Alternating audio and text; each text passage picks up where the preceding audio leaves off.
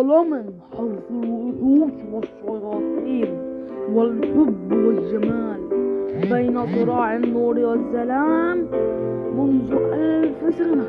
كانت هناك جوهرة تحولك إلى وحش لا يقهر، وكان لها أسطورة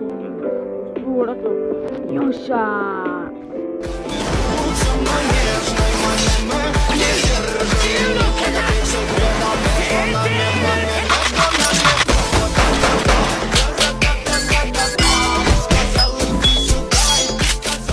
السلام عليكم. النهارده الانمي بتاعنا مليان بالاحداث وحاصل على عدة جوائز كتير. النهارده هنحكي حكاية انيوشا.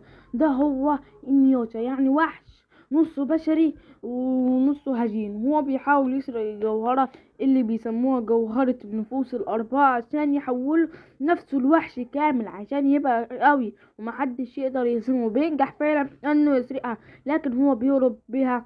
قالت لها كياكو، واللي عندها قوة خاصة وبتضربه بسهم خاص له قوة خاصة، وتعلقه في الشجرة دي وتختموا عليها بالمصاب. الشجرة دي معمرة عمرها 1000 سنة ولها قوة خاصة ان اللي بيستخدم عليها بيفضل نايم وشكله بيفضل زي ما هو مهما طال الزمن. المهم نكتشف بعدها انها مجروحة جروح مميت. بتمسك كيكي الجوهرة وبتقول لاختها الصغيرة انا هموت، احرقي الجوهرة دي معي عشان مش لازم ابدا تقع في ايد الاشرار.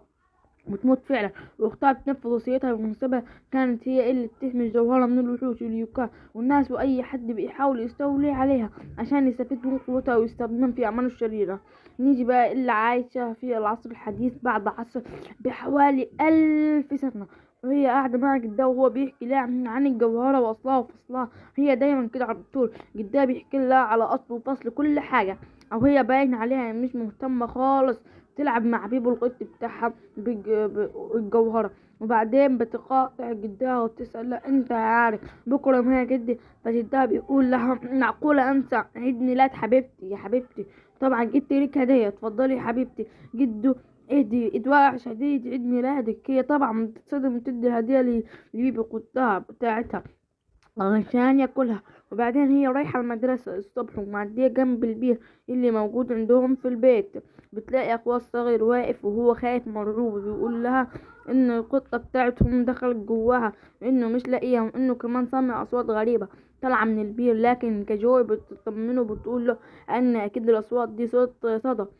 وبتدخلوا جوا بتلاقي البير مقفول، وبتسمع فعلا اصوات خربشة. وفجأة بتتخبط جامد هي واخوها لما القطة وقفت عند رجليها، فبتشيلها وبتقول لاخوها شفت بقى انا انت جبان وخواف على الفاضي. هي طلعت القطة هي اللي عاملة الاصوات دي، ولكنها بتسمع اصوات الخربشة دي تام.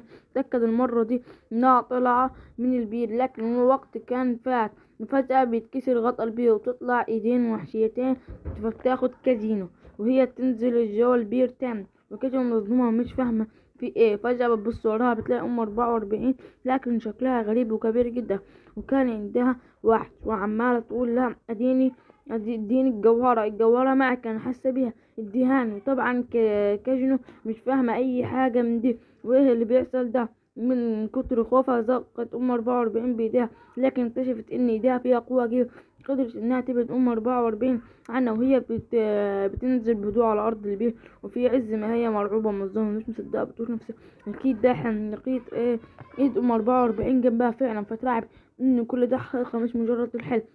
المهم وقفت تنادي على اخوها علشان ينادي لجدها بسرعة، لكنه مردش عليها. فقالت لنفسها كده اخويا صوته هرب من الخوف. فقررت تطلع لوحدها من البيت، وهنا اتفاجئت انها في مكان تاني خالص غير بيتها اللي كانت فيه.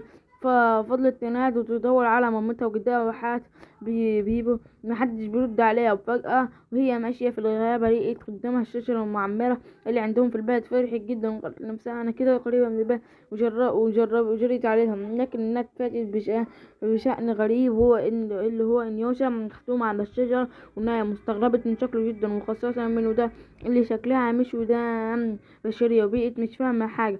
فجأة لقيت سهام تترمي عليها من كل مكان، والناس خدوها وربطوها وكل ده. وكانوا مستغربين جدا الناس دول اللي كلهم ضفافير وباين عليهم انهم من العصر القطاع. ونادوا كبيرة القرية اللي جت وبدأت ترش الملح مرات عليها. ف... ف... ففكروها وحش أو حاجة، وبعدين بصت على وشها كويس، فلقيتها إنسانة عادية، واستغربت جدا إنها شبه أختها كيكي جدا. وطلعت الست دي هي كايدي أخت كيوكو اللي ماتت من 50 سنة. المهم الست العجوزة دي خلتها معها البيت، واديتها الأكل عشان قالت لها تروح طوكيو ازاي. فالجدة العجوز قالت لها انها ما تعرفش هي فين طوكيو ازاي. قالت لها انها ما تعرفش طوكيو دي فين، واحتفظت لها عن القرويين عملوه معاها. فبتلاقي 44 جدت نفسها وجت تاني تهاجمهم من جدة. كلهم طلعوا عشان يحاربوها، لكن 44 بصت ليها قالت لها اديني الجوهرة. قالت لها جوهرة ايه؟ والجدة كانت مستغربة جدا وقالت لي كاجومي هو انت معاك جوهرة؟ قالت لها معرفش ايه حاجة وانا ما اعرف ايه هي الجوهرة. المهم قالت لازم نرمي 44 دي في البير اللي في الغابة. فتعجبت وقالت لها هي فين الغابة دي؟ بصت كده ناحية الغابة وقالت عند النور اللي هناك ده. جرت ناحية الغابة، وجدة حست ان كاجينو دي كمان عندها قوة خاصة زي اختها. المهم نرجع اللي كانت بتجري وتقول لنفسها انهم 44 دي بتجري وراها، فممكن تخليها تجري وراها لحد غاية الشجرة. وبعدها القرية فضلت تجري وهي مرعوبة وتنادي بقى على اي حد عشان حد يساعدها.